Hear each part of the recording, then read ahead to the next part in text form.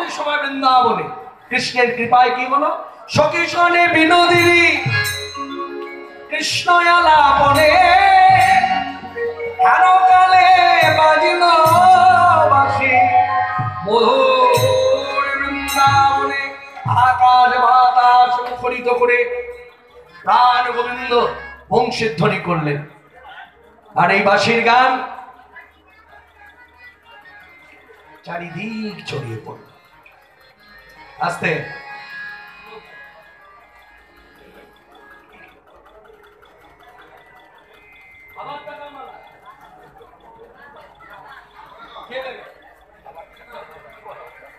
আচ্ছা ঠিক আছে, তাহলে গানটা গাই।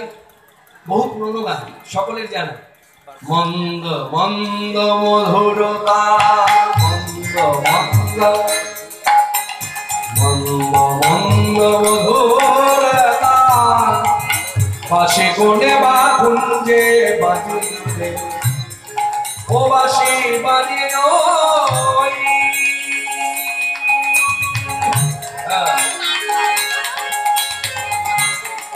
ও বাঁশি বাজিল বাঁশি বাজে ওই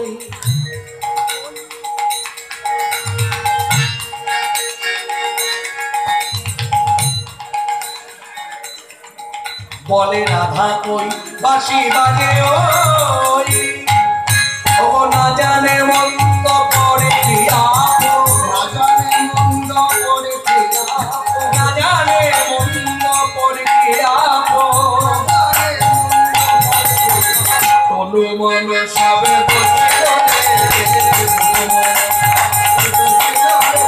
তনু মন আশাবাসী তনু মন আশাবাসী তনু মন আশাবাসী তনু মন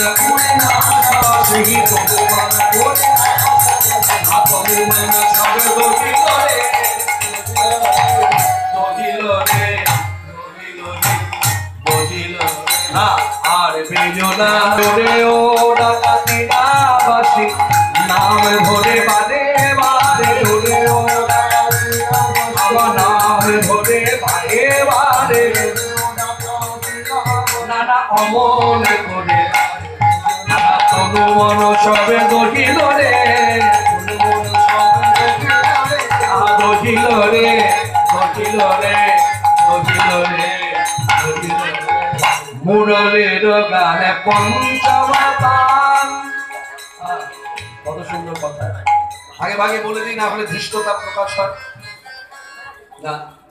মনে রাখবেন এত সুন্দর সুরে বাঁধা গোবিন্দ দাসের লিখনী পথ আমরা যে সবাই শুনছি, এই গানটির উপরে সুর যিনি বেঁধেছিলেন তিনি আজ পরলোকগামী, তিনি অন্য কেউ নয়, তিনি হলেন কীর্তন সুরসাগর স্বর্গীয় কানাইলাল বন্দ্যোপাধ্যায়। এই সুরটা তার ধরা। হরে কৃষ্ণ।